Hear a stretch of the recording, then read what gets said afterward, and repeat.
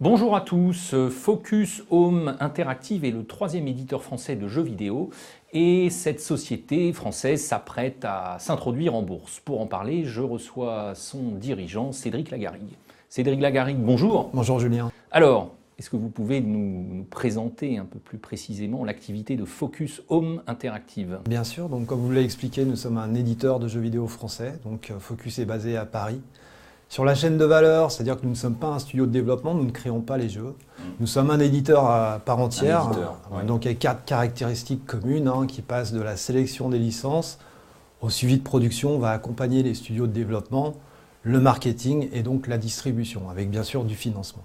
Et vous travaillez avec combien de studios environ? Aujourd'hui, on travaille majoritairement avec des studios français. Focus est vraiment le premier partenaire des studios indépendants de création français. Nous travaillons aujourd'hui avec une dizaine de studios. Et au global, on travaille avec 12 studios. En matière de croissance du chiffre d'affaires, où est-ce que vous en êtes? Alors sur les 10 dernières années, Focus est une croissance moyenne de l'ordre de 17%, avec une accélération de cette croissance sur les 3 dernières années, puisqu'entre 2010 et 2013, nous avons fait une croissance moyenne de 30%. Et 2014 consacre le positionnement, la croissance de Focus, puisqu'on va faire plus de 40 millions d'euros cette année, avec donc une croissance près de 50%. Donc un chiffre d'affaires en croissance, mais est-ce que vous êtes profitable? Bien sûr, cette croissance s'accompagne sur les 10 dernières années d'une profitabilité et à la fin du premier semestre 2014, la rentabilité opérationnelle était de 15%. Vous réalisez 80% de votre activité à l'international. Et comment vous distribuez vos jeux? Quel est votre mode de diffusion de vos jeux? Alors ce qu'il faut savoir, c'est que Focus, très tôt, lorsqu'on est devenu éditeur en 2005, on a anticipé le dématérialisé. Oui. Ce qui fait que la part de notre chiffre d'affaires l'année dernière dans le dématérialisé était supérieure à 50%. Ce qui ne nous empêche pas d'être présent en magasin dans plus de 80 pays de manière physique. On a un réseau de distributeurs, on a plus de 50 distributeurs pour la distribution physique internationale.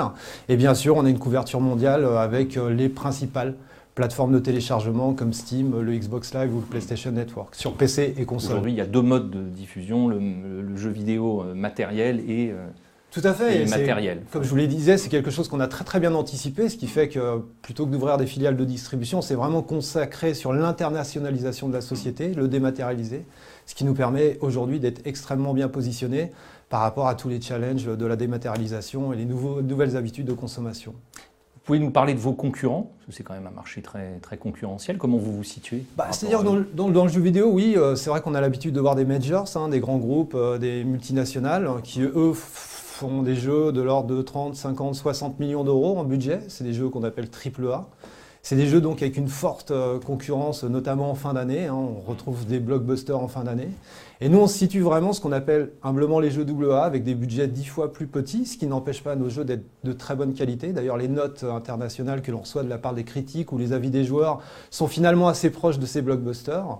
Voilà, avec des thèmes souvent très originaux, comme le Tour de France, Farming Simulator, des jeux de rôle, de science-fiction, des choses comme ça. On arrive vraiment à arriver sur des univers originaux, proposer des expériences différentes qui rencontrent un public de plus en plus large. Donc on opère vraiment de cette manière-là. On est effectivement au milieu des majors, mais extrêmement performant, avec une taille beaucoup plus petite. Alors, vous projetez de vous introduire sur Alternext. Tout à fait.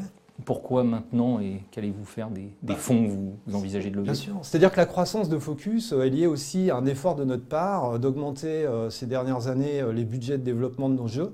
On savait qu'il fallait arriver sur une nouvelle console, la PlayStation 4, la Xbox One. Ça demandait des efforts de notre part, donc des augmentations de budget. On a quelque peu augmenté les budgets de nos jeux, ce qui nous a permis effectivement de très bien réussir à l'international, en téléchargement dans le monde entier. On a identifié à peu près le budget qui est vraiment pas très éloigné des budgets que l'on propose actuellement, mais on a identifié effectivement un budget qui allait nous permettre de franchir une nouvelle étape dans la croissance de Focus, assez importante, et c'est pour ça qu'on invite tout le monde à participer à l'aventure de Focus aujourd'hui.